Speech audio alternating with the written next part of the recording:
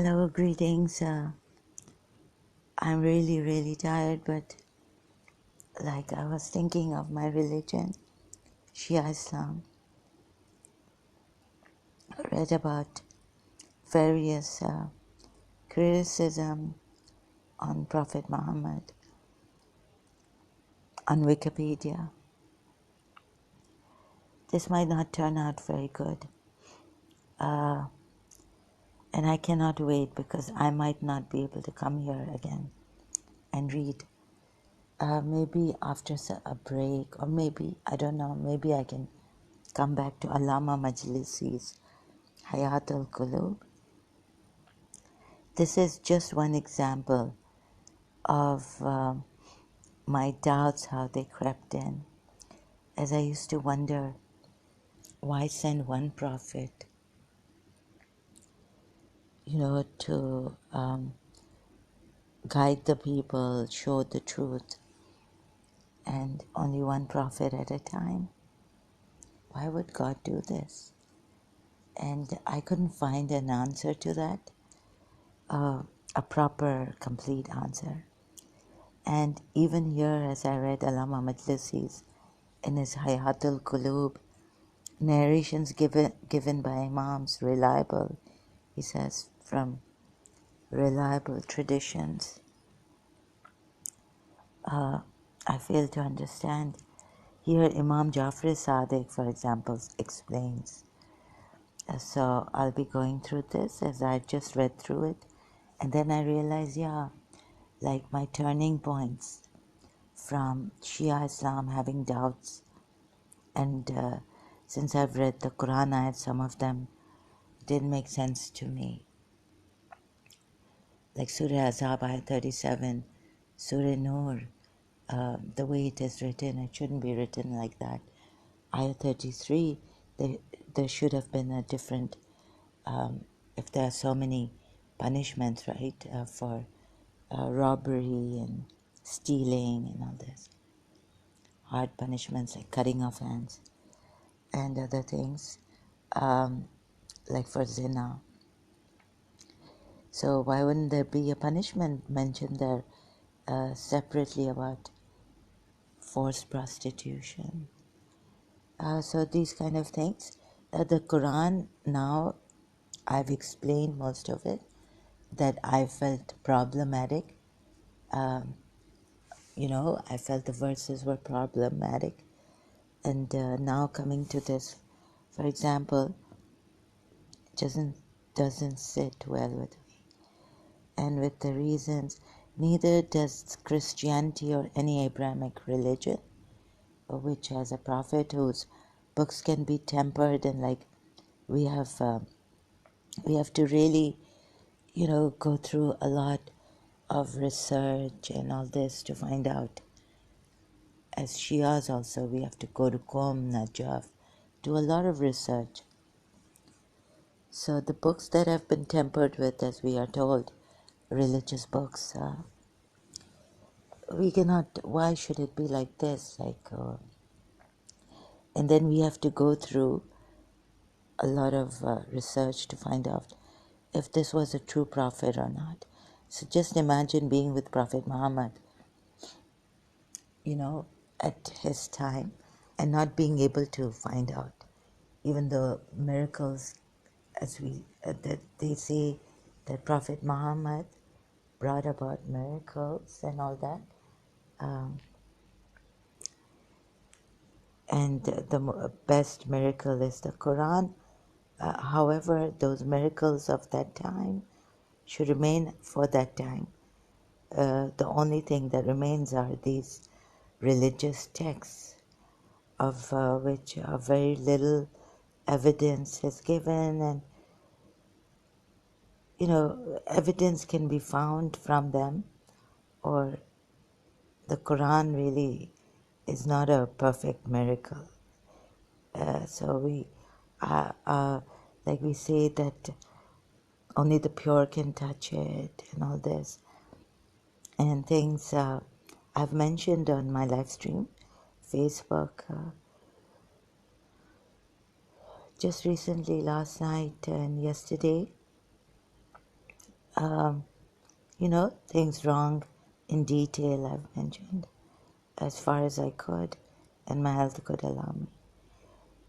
So I'll try to take a shortcut. Sorry, I can't go into details and all this at this moment.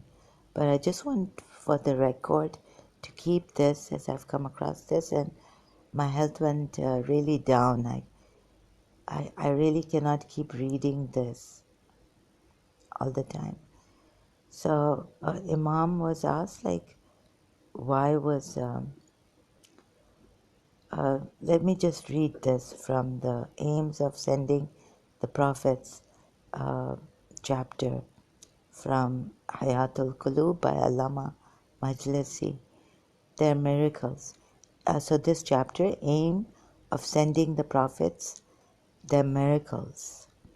It is narrated through a reliable chain of narrators that an atheist came to Imam Jaffar Sadiq and presented a few queries.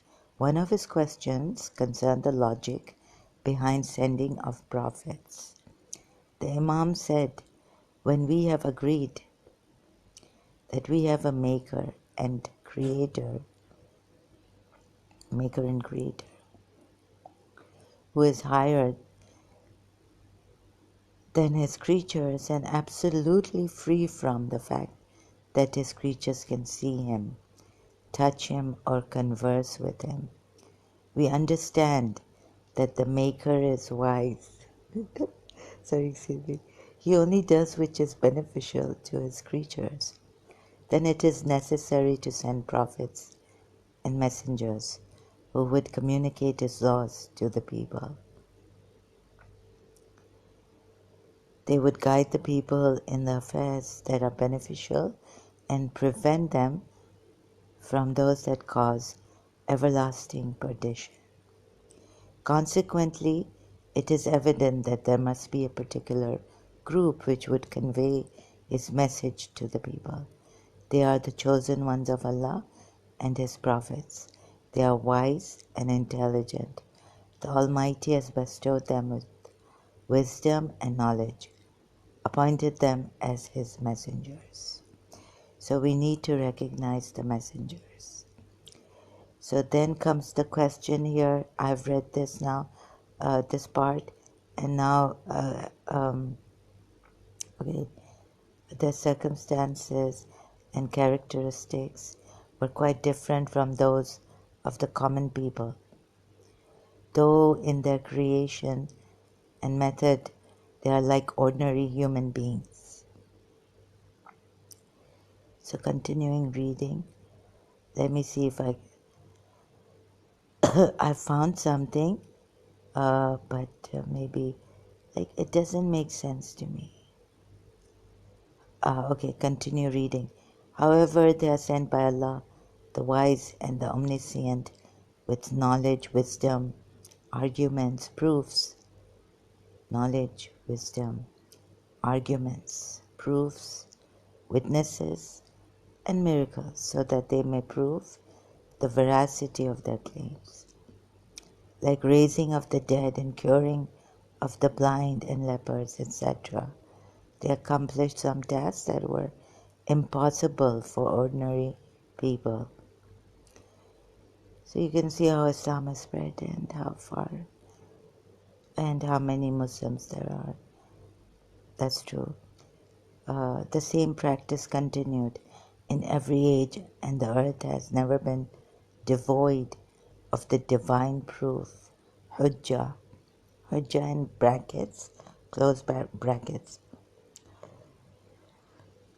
excuse me, who is the bearer of knowledge and has a miracle to prove the authenticity of his claims, and he verifies the message of the preceding prophet.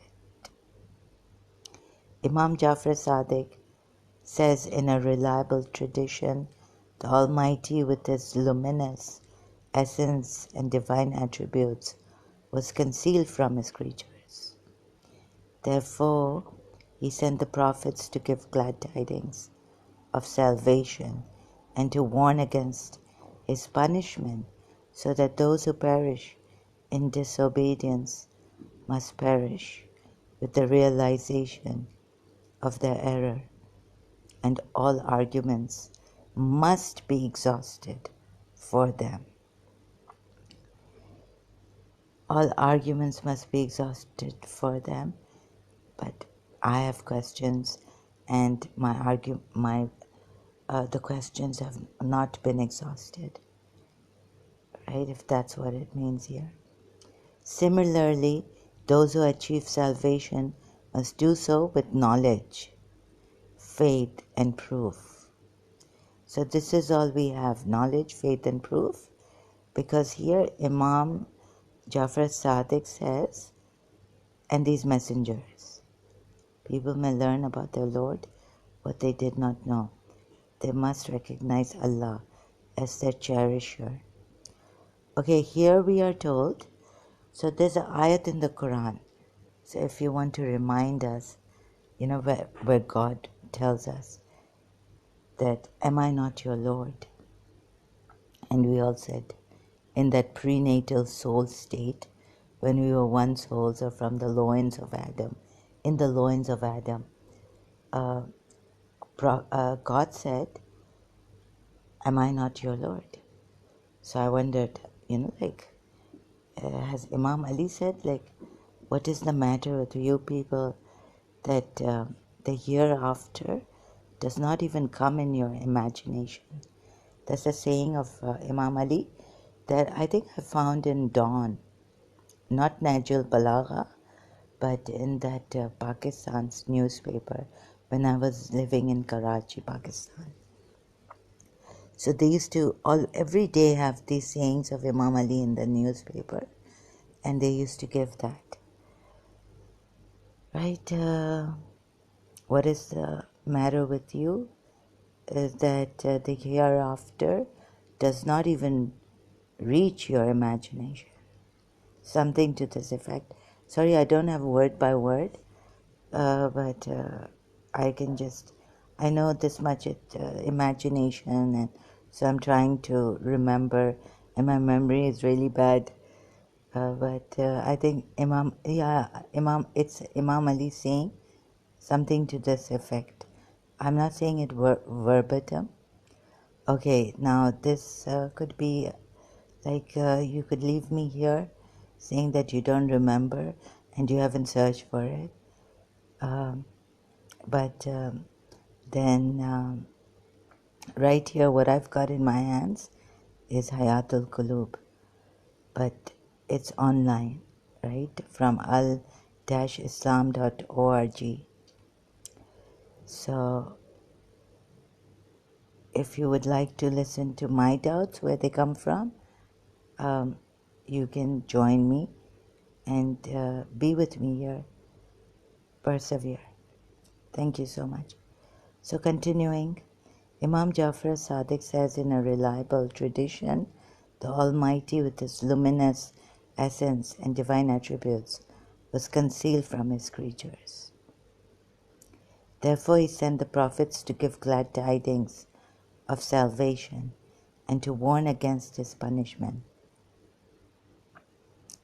so that those who perish in disobedience must perish with the realization of their error, and all arguments must be exhausted for them.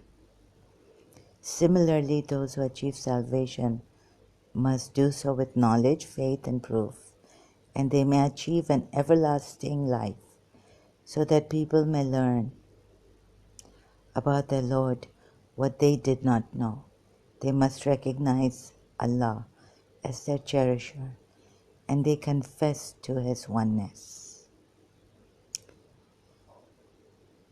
So it is a reminder that's true that we must in ourselves find out, but they have to show us, right, where they have failed to show us that this one God who created us exists. The Imams have failed. Another reliable, so with that ayat, am I not your Lord? yes, a messenger should come and remind us. And so this oneness of Allah, the moment we believe in the oneness of Allah, things should be easy for us, like to go on with our lives without errors, without doing any bad, harming ourselves and others, but very in a wise manner, live our lives, blessed, be graced by the grace of God. Okay, continuing. Similarly, those who achieve salvation must do so with knowledge, faith. Oh, sorry. I think I kept going up. This is what I've done the second time. Last time when I read it. So another reliable report mentions that Fadl ibn Shadan asked Jaffar as-Sadiq, when it is obligatory for people to obey the prophets, why are they also required to recognize them? Very good question. And to confess to their truth.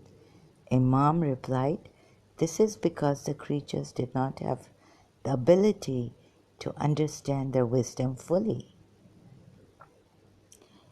The reply is not good. Sorry to say this. Their creator was much higher, that he could be perceived by sight. The inability to understand his divine essence was apparent. Inability to understand. Now here is where the trap, where I don't get my answer. Because in the Quran ayat, like I mentioned before, it says, you should, am I not your Lord? So they should be pointing to that Lord, right? And here Imam says that we have our inability to understand his divine essence was apparent. There was no choice except to appoint prophets as links between people and Allah.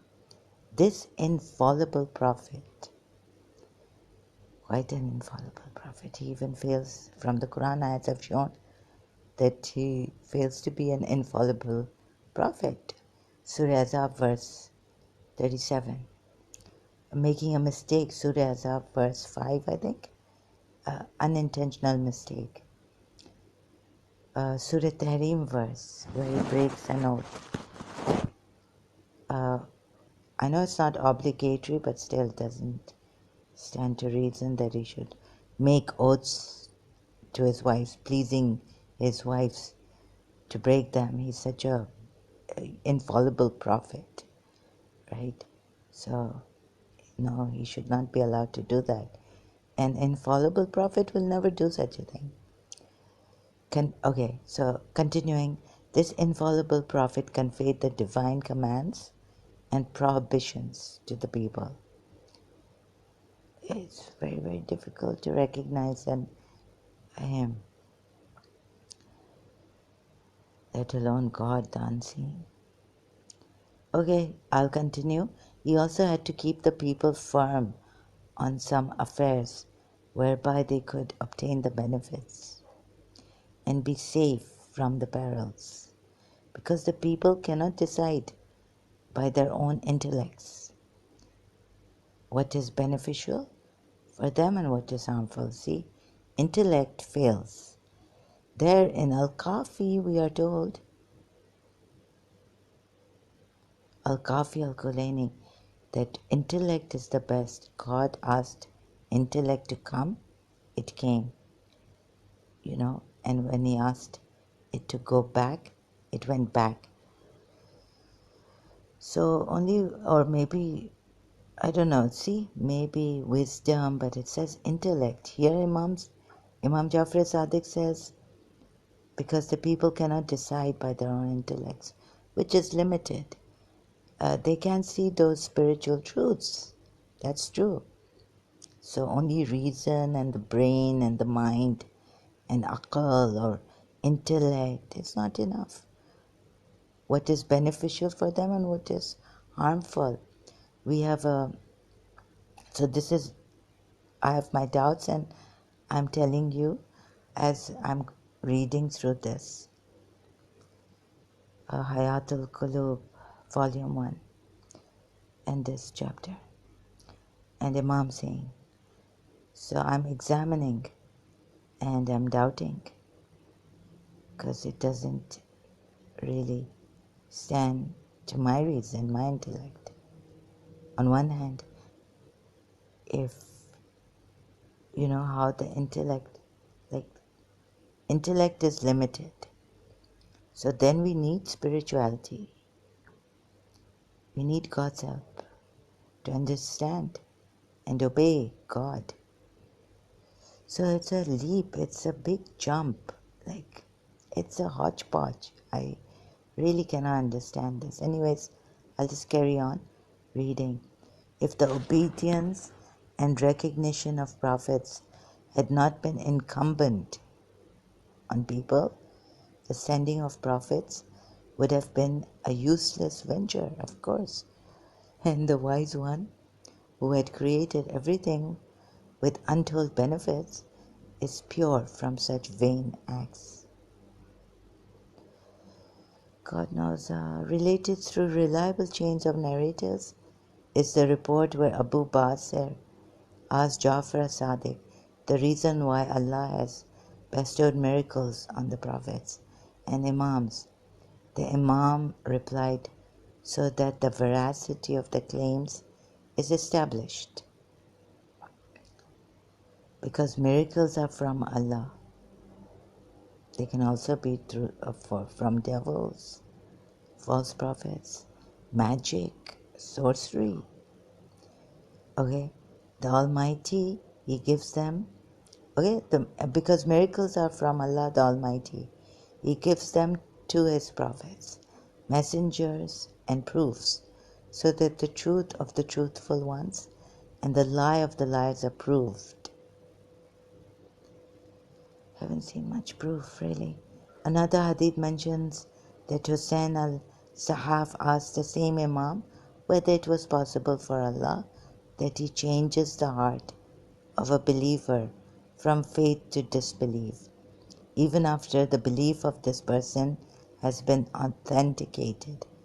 Imam replied, the Almighty is just. So those Quran ayats where we say, for example, my own now understanding is that, Allah wills, or by the permission of Allah, they disbelieve or things like that are really, Imam is explaining that Allah is just. So it's not because Allah didn't want you to be a believer that you're not a believer. So it further explains, He sent the prophets so that they may invite the people towards faith. No, this is like Almighty is just. So here it's explained that He can, after belief has been professed, and it's an authentic belief by a person, then God cannot change that. Okay, so, and neither does He by His will allow people, to go into disbelief. But Allah has chosen, Allah has given free will, Allah has given free will. So it's your choice, not Allah's. Allah has given free will, you can choose to be, but that Quran ayat, the way it is written, I don't know why people take it in the wrong way, I guess. Imam replied, I have no problems with those verses because I can understand, Allah is just, and because He has given people free will. And the Quran ayats, I haven't much, some ex-Muslims have given. Sorry about this, but I don't agree to the way they say it, right? That Allah willed that I go, that I don't believe and all this. So I don't believe in that. Imam replied, the Almighty is just. He sent the prophets so that they may invite the people towards faith. Allah never calls anyone towards disbelief. Yeah, this is further explained, sorry, corrected. Then the questioner asked if Allah changes the heart of a confirmed disbeliever from disbelief to belief. The Imam said, Allah has created everyone with the capacity to believe.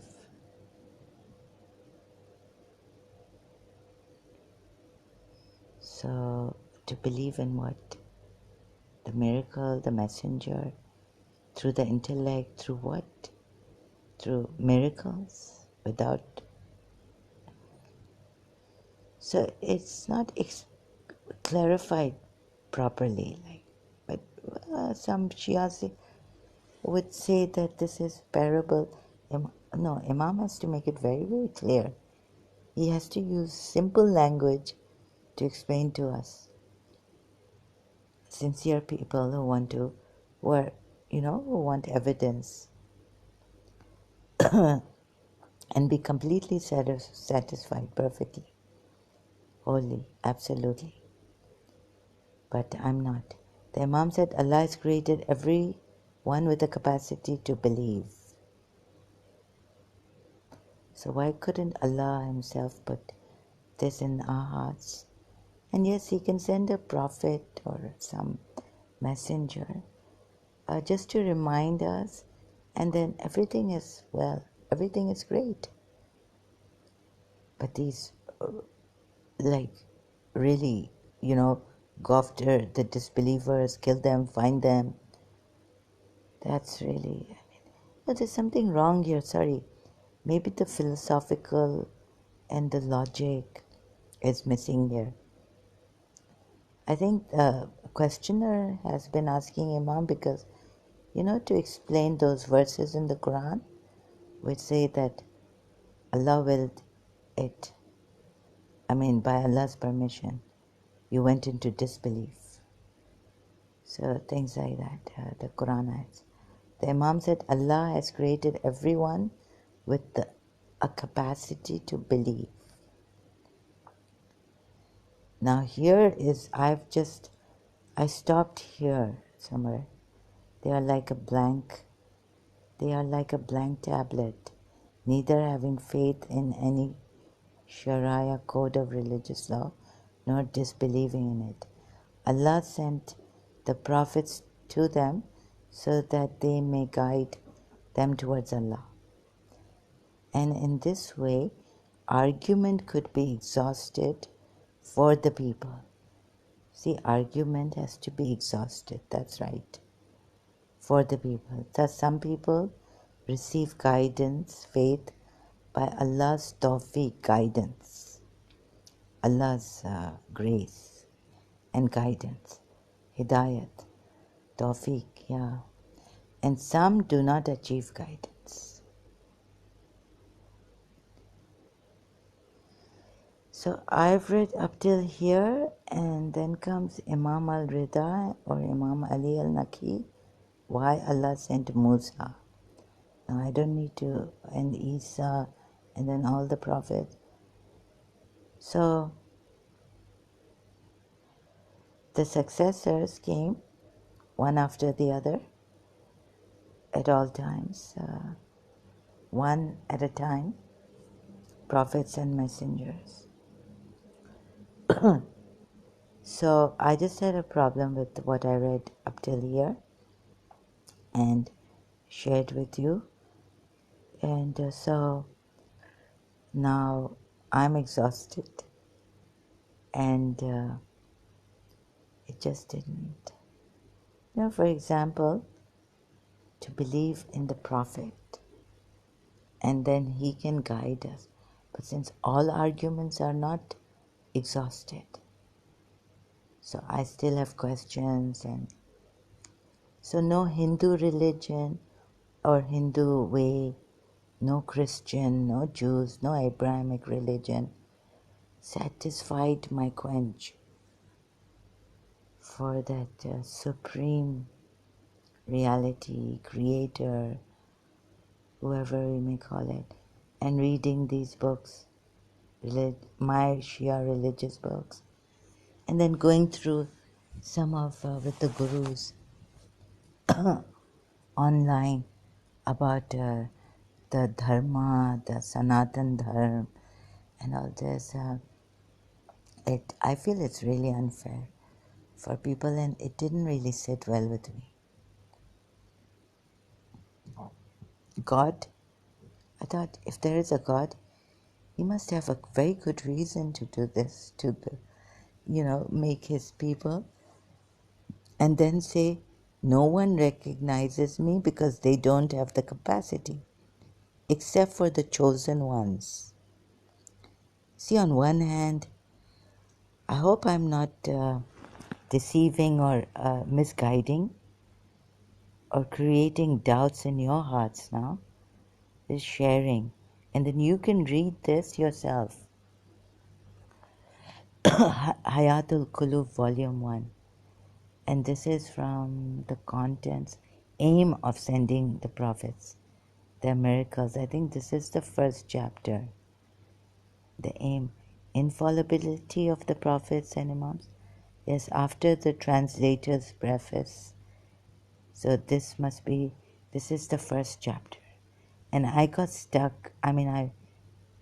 Like I said, some of the reasons here I gave why even the Shia Imams have failed to, give me that full answer.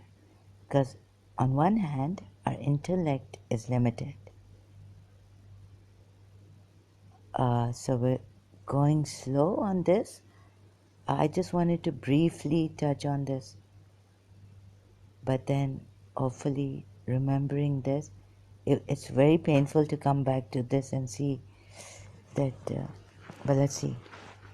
Maybe the pain the pain is leaving me as I'm sharing, so I'm very grateful for this.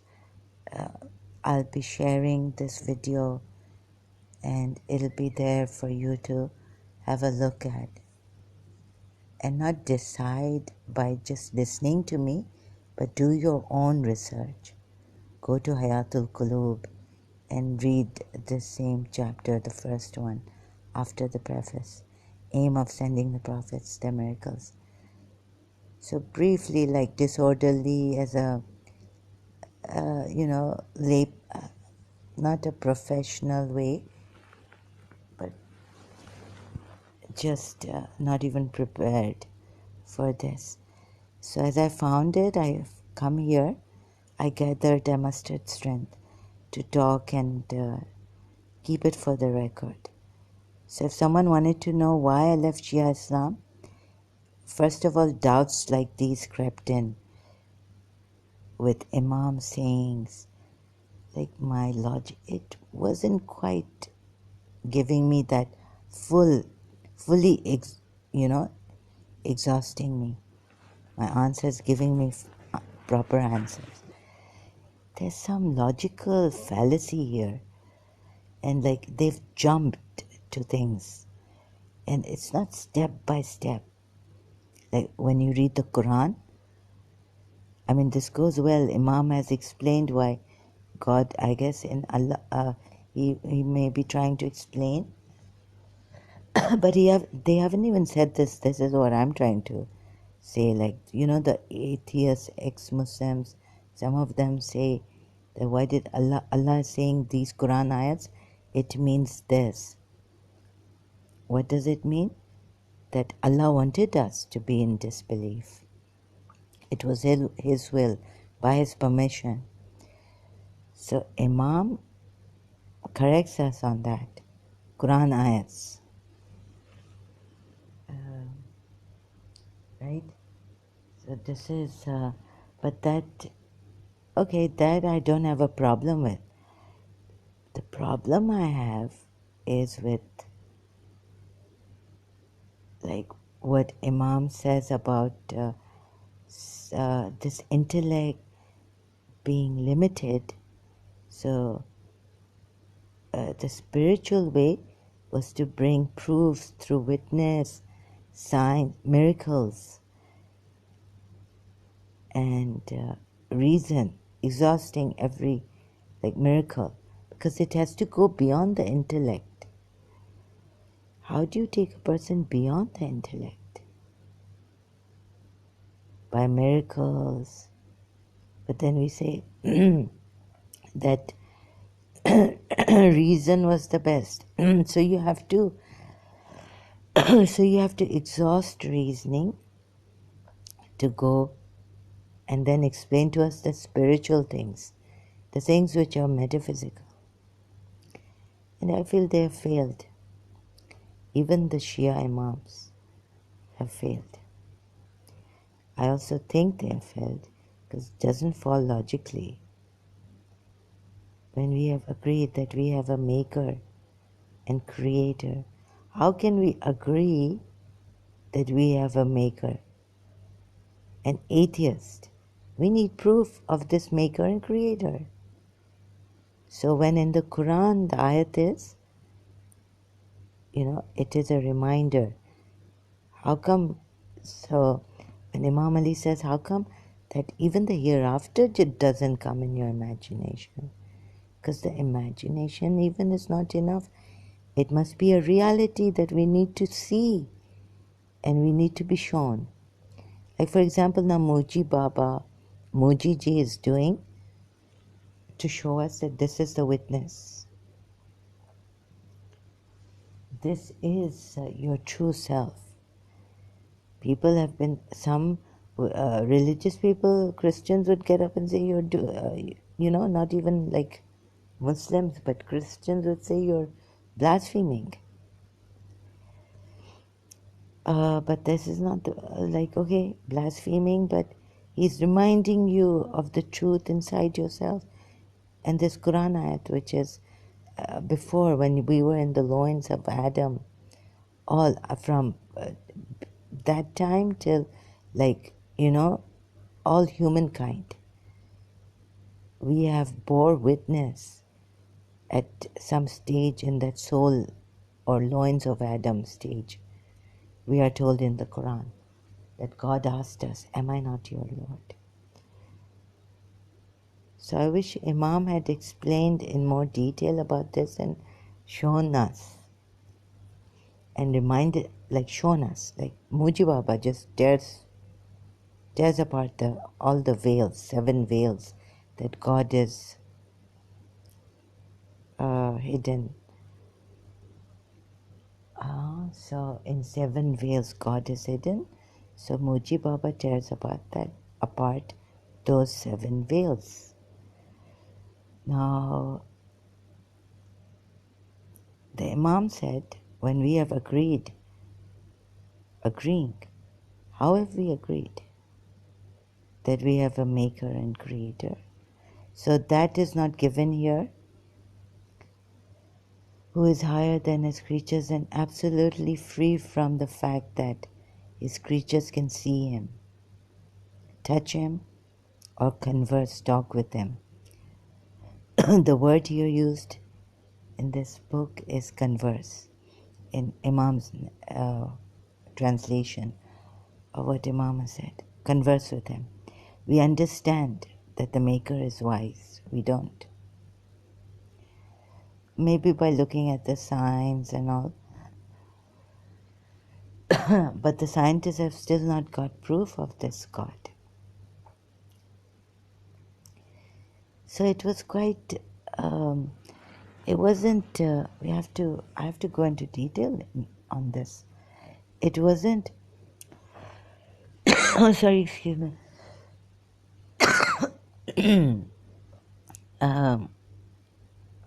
Proofs and all. Scientifically we can't find God. So Imam should have explained this, that there will be these scientists and proofs that they will do a lot of things, but they will not be able to give you the evidence of God. Why? Because the way Muji Baba explains, thank God I'm able to say this properly. Because as Muji Baba tells us in his videos, you can check YouTube that, or for example, he goes into detail and he's showing us now, like in Dua Mashlul it is written, none knows where he is, in what respect he is, or where he is, how he is, but he. Something like this. In Dua Mashlul there's a part, in the supplication of the lame man. This is a Shia dua given to us by Imam Ali, and then I think Imam Hussein, and it was Hazrat Khizr also involved in this dua, the green man, which is mentioned in Surah Kaf, ayat with Hazrat Musa. So the man with this knowledge of God that is higher than Hazrat Musa's knowledge, Hazrat Musa meets. Now Hazrat Musa is supposed to be a prophet, and I don't know why he meets this someone who is higher than him. So then they say this is Ali, or this is I don't understand. I try to understand, but I think the failure has been there to make us understand who was Khizr and why was he above the prophet of his time. And then God sent this man who would then teach Hazrat Musa certain things. I have no idea. Like if we say now that, let's say the green man comes and he's, he's greater than Prophet Muhammad, and that he had to teach certain things to Prophet Muhammad too in his time. People will be like, Muslims would come to kill us. They couldn't take Ahmad Mirza of the Ahmadi, that he was this very enlightened person, very like God, had ilm laduni, the sacred knowledge from God, that even the prophets were not, they didn't have it. I don't know. So these, anyhow, I can't give all my questions and my doubts because I'm not good at articulating, but I'm trying with broken English and, not in a professional manner, to just give you the gist of how doubts have crept in about the Quran and the Imams, how they crept in. It didn't quite fit with my logic also. And spiritually also I wanted to know. And there was no one to explain to me from the Shia side until I bought Jiddu Krishnamurti books in Karachi in year 2000 somewhere, and I read them, most of them that I could buy. I saved money and all this buying them and read them. Because at that time internet was not that much, it was limited, so, and I don't think we had that great search engine where now everything is available so easily. So I read those books and Jiddu Krishnamurti made sense.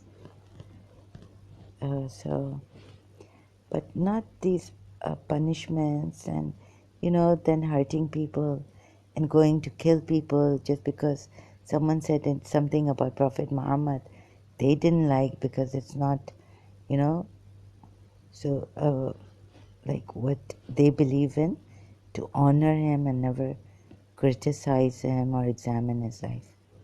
Even though you can find discrepancies in the Quran ayats, like I did.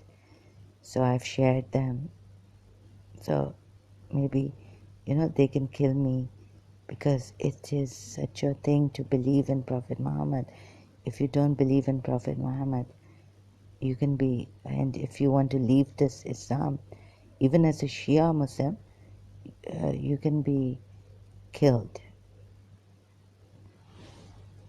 And so that's the thing, capital punishment, death penalty. Killed meaning death penalty. So something here, another point maybe. Let me see. So it's presented queries. The Imam said, when we have agreed that we have a maker and creator, agreed with proof, who is higher than his creatures and absolutely free from the fact that his creatures can see him, touch him, or converse with him. So if you agree that there is a maker without proof, can you agree? Can an atheist agree without proof? But if you agree, then we can go ahead and say, if you don't agree, you feel. So Imam tried to explain, and there's something wrong here. Anyway, so I cannot go on. Right now, I'll take a break and then continue later. Consequently, it is evident that there must be a particular group which would convey his message to the people. They are the chosen ones of Allah and his prophets. They are wise and intelligent. The Almighty has bestowed them with wisdom and knowledge and appointed them as his messengers. So it just doesn't make sense. And now I'm losing it. Like I'm just going in a trance.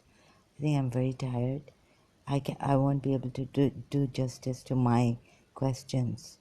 Like, so what I'll do is I'll have to come back to this and continue where I left off here, upload this video, and then come back later.